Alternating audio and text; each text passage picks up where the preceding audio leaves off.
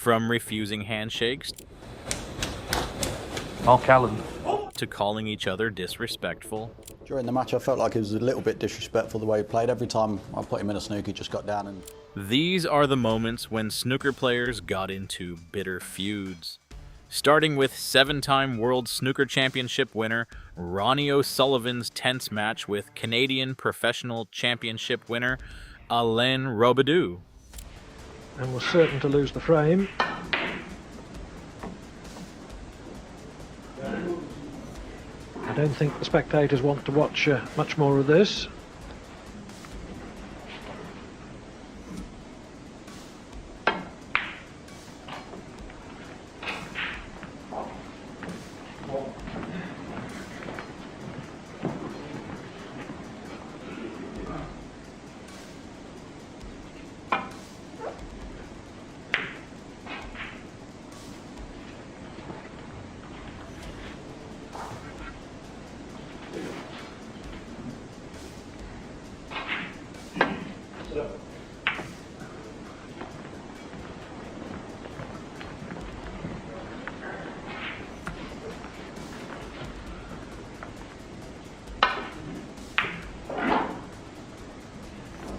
This situation, of course, is beyond the referee's jurisdiction.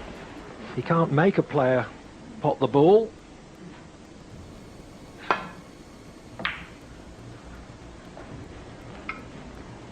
And in theory, at least, Robidoux still does have a chance of winning it with a very large number of snookers. But eventually, O'Sullivan puts the pink away and increases. Although Ronnie is right-handed, he played a few shots with his left hand. Commentator John Virgo said that O'Sullivan is taking the mick. Alain Robidoux believed that O'Sullivan was disrespectful, so he refused the post-match handshake. It was all too much for the Canadian. He walked off at the end in disgust. Alain Robidoux was beaten 3-10 by Ronnie. After this controversial match, both players gave bitter interviews. He used to say to me, "You've got to slow down." But, I mean, my mind just, I can see what I'm going to do, and I can't just stand there and consciously take my time, because that would break my concentration. Believe me, I've tried it to slow down, and consciously I wasn't concentrating, I wasn't into the game. So I mean, it's just I think quick, and I see what I'm going to do, and I just have to do it. Do it in the exhibition, not in a match, the professional match. You know, when you do an exhibition, you're allowed to do that, but when you're playing a professional match, you shouldn't do that. I played a bit left-handed because I do that in practice anyways. You know, sometimes I don't feel like playing right-handed. I play left-handed for the day, so you know, it's just if I get bored, and I was bored, you know, so I just thought, no, I'll just play left-handed. It is not the only time Ronnie got into a feud because of his playing tactics.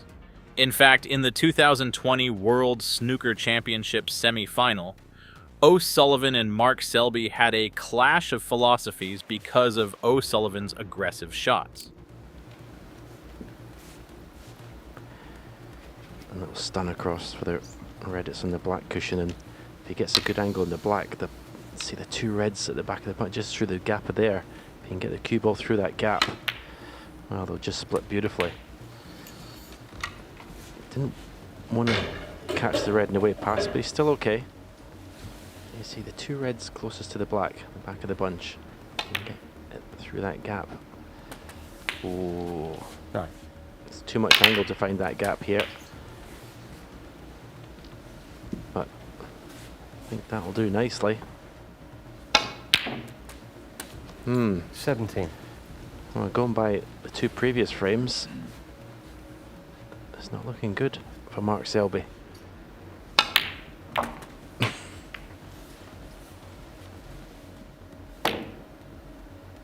It's a good recovery shot.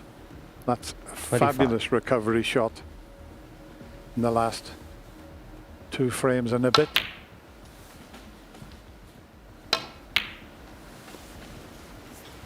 Well, a lot of people 29. watching the frames before these last 2.5 questioned Ronnie's desire and commitment to win this match. The shots he was playing. 33. Can't question it now. 41. You can see how O'Sullivan abandoned traditional safety play when he needed 3 frames to win. Whenever Selby put him in a difficult snooker, O'Sullivan would smash the balls at 100 miles per hour instead of trying to play a careful escape. This rattles Selby, who prefers slow and careful shots. Now, what about this for an outcome? A hit and hope, and I'll tell you what an outcome he's had there.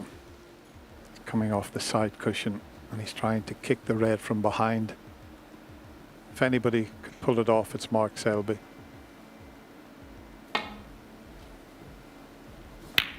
That is absolute genius. What a shot. And Ronnie tapping the table. You won't see a better shot than that. Calling all pockets here, though.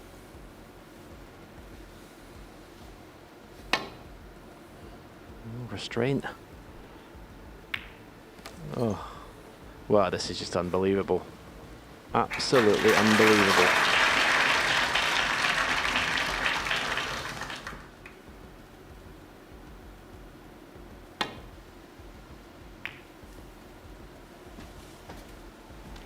That was the problem there. But what a tough red up into the corner pocket. It's there, it's there. An absolutely incredible pressure pot. And that, you would feel, will get him into the final. What a match these two players have provided. Not quite over just yet. 3. But it won't be long, you feel.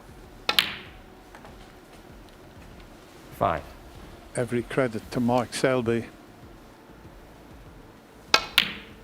When he led 16-14, there looked to be only one winner, but at the time I said Ronnie O'Sullivan can come out and win 3 frames in a matter of half an hour. He had a 138 clearance. Selby became bitter in the post-match interview. Well, Mark, we're used to seeing you be the one mount the comebacks against all sorts of opponents, including Ronnie, but it was his turn tonight. Yeah, the last 3 frames I didn't really get much of a chance apart from right at the end. Ronnie missed a ball and I had a chance to clear up and I felt great. I felt like I was going to clear up. Just played a poor positional shot on the green.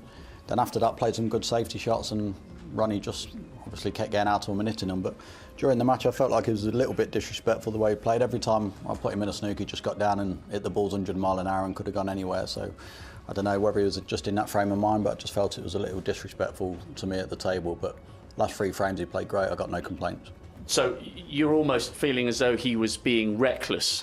Not reckless, just obviously disrespectful to me. I mean, rather than obviously like, sometimes like if you got no shot you get down and you can just hit him as hard as you can and hope you try and flute one. But every time I had him in a snooker he just seemed to do it. Even if like he had a chance to roll on a ball, he'd just come off the cush. So I just think it's disrespectful to the game and also disrespectful to me in that particular match. And just finally, do you feel perhaps that you had him under such pressure at 13-9 and he just found a way back in at the end of that session? Yeah, looking back at it now I've lost the match. I felt like I probably missed the boat a little bit in the 3rd session. As you say, 39, I had a chance to go 14-9. But even then, like the long red I've played in the corner pocket, in the green pocket, I'm just about to play and he's put his cue next to the seat and then stood up in his chair while I'm playing the shot instead of just sitting down right in my eye line. And obviously people just don't do that, you see. But you know, whether he was trying to do mind games or not, I don't know. But obviously Ronnie's Ronnie and he does them things. This feud didn't end here. In fact, it was followed by more intense interviews. I mean, listen, it's like, you know, maybe you're just coming off the table and all that, but you know, it's it's just listen, it's you got to play. You know, like I'm not good at getting out of snookers, and I don't want to give 40 points away. You know. And I'm never going to be good at getting out of snookers, you know. Ray Reardon tried to teach me for a while and I got okay at it, but it's just, it takes too much time practicing getting out of snookers. I'd rather concentrate on the break building and all that sort of stuff. So yeah, listen, I get what Mark's saying and I hope he doesn't feel that way because we get on really well, but listen, you just got to play to your strengths, you know, and getting out of snookers ain't my strength, you know. You mentioned in another interview about some of the shots that he was playing and you probably weren't too happy with the way he was applying himself at that point. Can you expand on that a little bit? Yeah, it just felt like obviously it was a bit disrespectful to me and the game. You know, obviously, like if you're playing anybody else, there's not many players who will just get down and just hit them 100 mile an hour when you put them in a snooker. Sometimes they'll try and work it out and try and play safe or try and get you in trouble back. But he just felt as though he was doing that throughout the match, really. So just thought it was a little bit disrespectful to me and the game. But I mean, I don't know. You'll have to ask Ronnie himself. Irrespective of the competitive element of it being a semi-final, does it hurt on a personal note because you guys are quite close off the table as well? Every match you lose, obviously it hurts, no matter who it is. Obviously being the semi-final and being so close to the final, obviously it's gutting, but... Do you think Selby's criticism is right? Share your thoughts in the comments section and subscribe to our channel for more content. Next, we are going to see a highly tense moment between two ex-partners in the 2021 British Open. One of them refused the customary fist bump.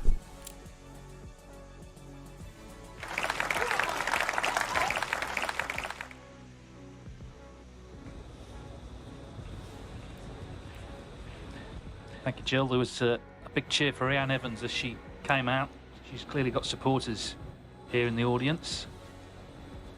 We can't pretend this is just another snooker match, but all Mark Allen and Rhiannon Evans are going to be doing is playing snooker here this evening.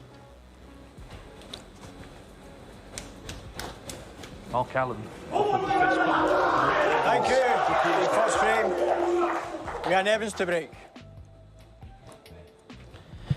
Yeah, I think the last time a start of a match was so... this kind of atmosphere, I think it was Dennis Taylor and Alex Higgins in golf all those years ago.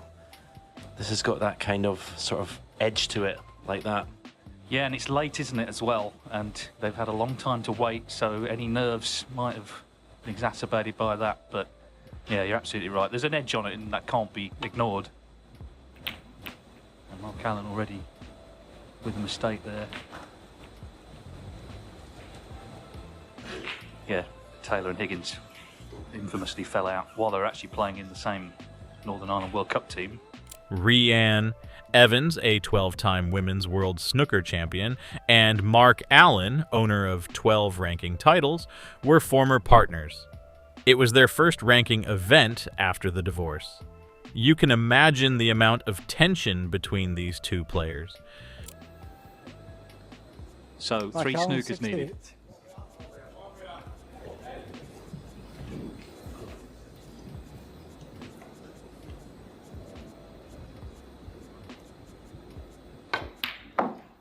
One.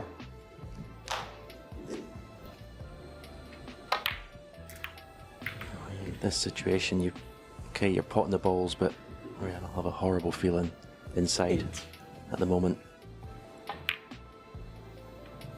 Yeah, she's performed really well this evening. Came very close to victory.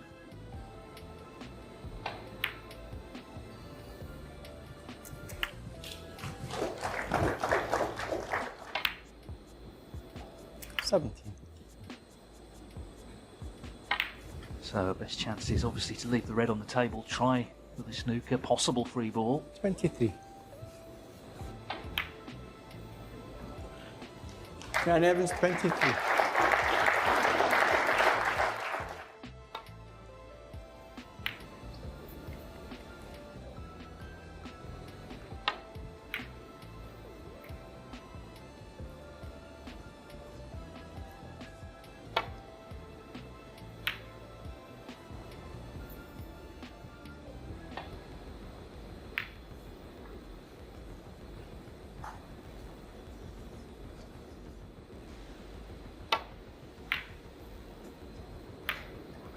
One. But that red going in removes any doubt. The interest, the intrigue heightened by the personal drama surrounding it. 7. Mayo. Let's witness the historically controversial moment of snooker. It was the 1990 World Championship when Alex Higgins lost to Steve James at the Crucible.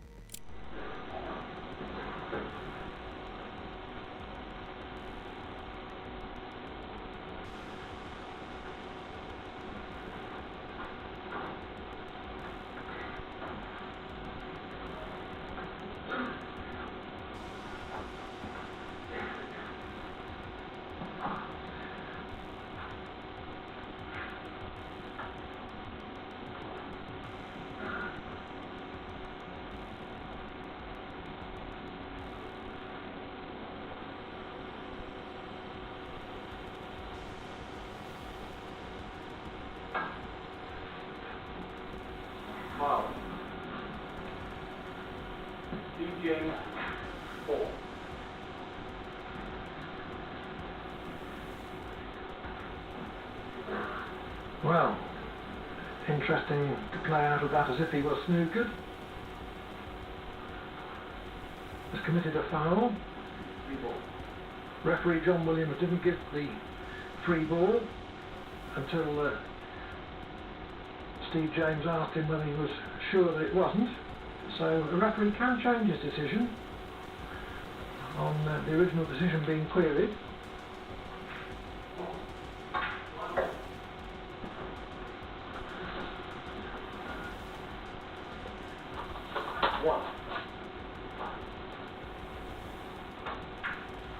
So brown was an extra red, yellow was the ordinary colour.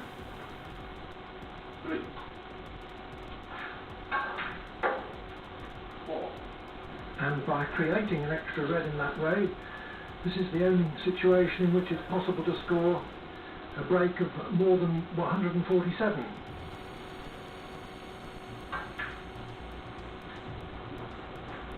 I don't think he'll be worrying about that for a bit though. Higgins was intoxicated and emotional after his 10-by-6 loss.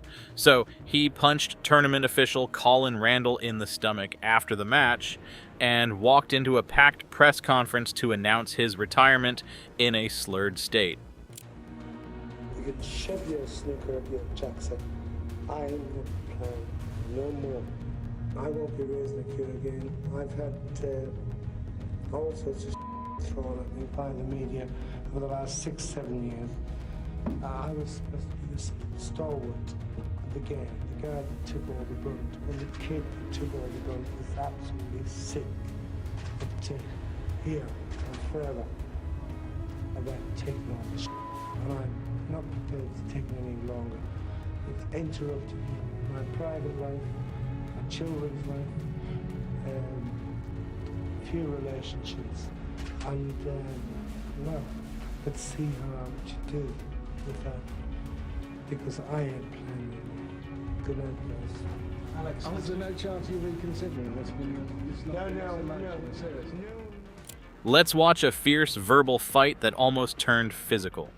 Anthony McGill, a two-time ranking event winner, and Jamie Clark, a Welsh professional, got into a dispute during the match. Good shot. Kind of shot there. Top spin that Jamie used became his friend. Became backspin. Anthony just asking Jamie to back to the chair. And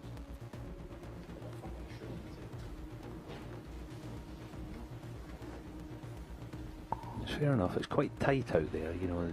If a player is remotely disturbed, it's not deliberate. If a player's in any way disturbed by your opponent, quite entitled to do that. The chairs are comfortable after all. Jamie kept coming in front of Anthony's line of sight, making him frustrated.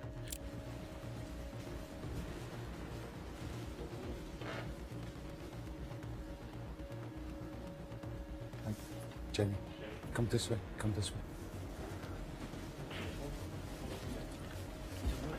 No, listen. It's no big deal, but if you're in his eye line, we'd prefer you to be on that side. No. Leave it. It's not a big deal. I know. No, it's good. It's good. Just stand in the line. Yeah, tensions can run high at the Crucible. It's understandable. Just Anthony wants, and rightly so, he doesn't want his opponent impinging at all. Not that, again, to reiterate, not that Jamie's doing anything untoward deliberately.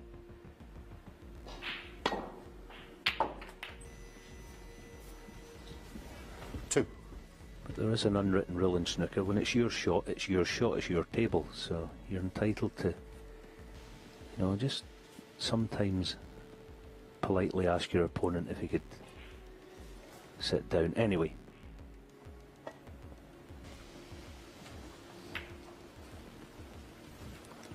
Anthony McGill. Can't say I blame him there. Any other shot than that was fraught with danger. Jamie Clark tweeted, "You want to dance? Let's dance," during this heated argument. Don't have the discussion with him anymore. Let me deal with it. I understand what you mean. He says to me, I've done it about 4 times. I've never done it once. Yeah, I make sure I'm always Listen, yesterday, we were playing safeties on the yellow safety battle, and I'm shooting down the table, and he continues to stand there, and I was standing up. I'm sure it's nothing malicious. Just stay out of it now, and then. The same thing, you don't pay. Okay, I'll deal with it. Okay, well, the rule clearly states that you've got to try and avoid to be in the eye line of the player. Right. Okay, so if he's playing that direction, I would like you to be in your chair. Right. Okay? Normally, you don't have to sit down, but because it's such a tight environment here, I need you to sit down in your chair, okay? He'll give you enough space to pass if needed. I played the last match, and I'm not down to go or anything. I played the last match, and I stood there, I was playing a shot, yeah. It was fine. But okay, let's just draw a line under it. You know the rule now. And let's just get on with it. Thank you. Now we have David Gilbert and Rory McLeod's dispute over a free ball in the 2020 English Open. McLeod believed he was snookered on the green because the black ball was obstructing his view of both sides of the target ball. He requested a free ball, which would allow him to nominate any other ball as the green. The referee disagreed, leaving McLeod bitter.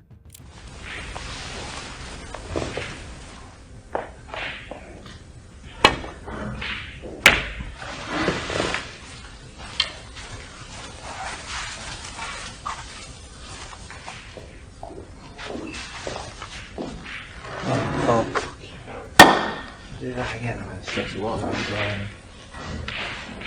What are we called for?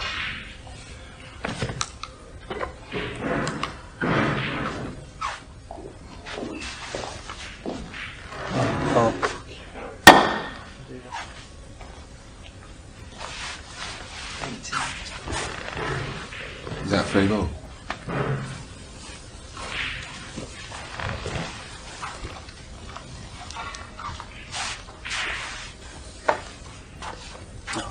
No.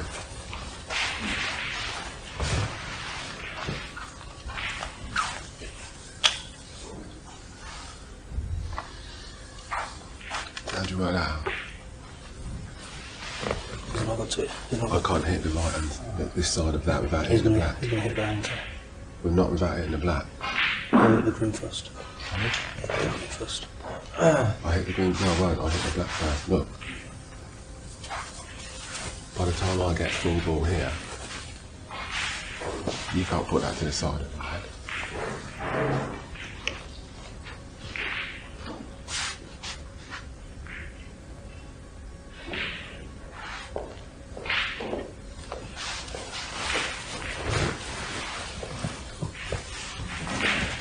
I don't think it is.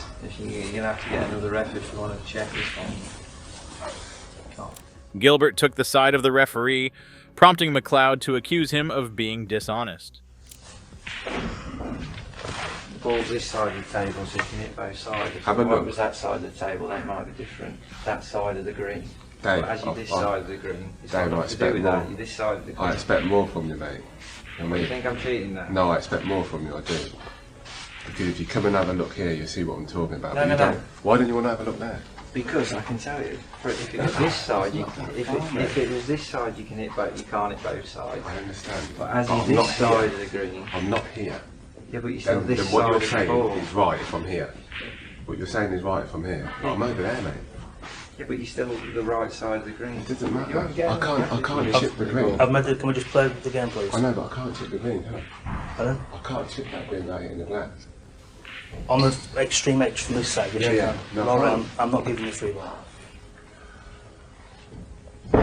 So I'm asking you if you can call the level referees to check that. No, Sure. I've made the decision. This interaction left both players bitter. 3.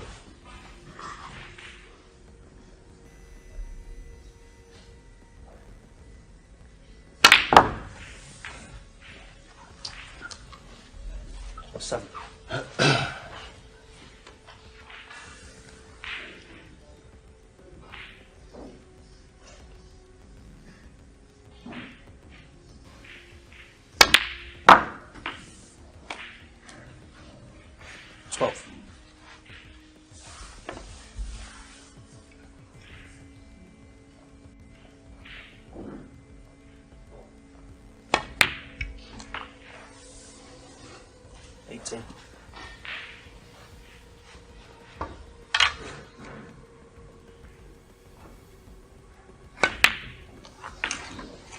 In the frame.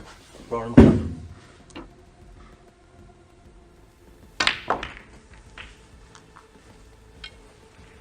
42.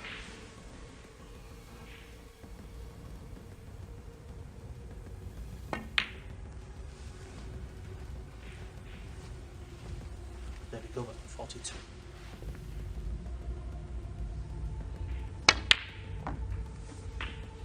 One.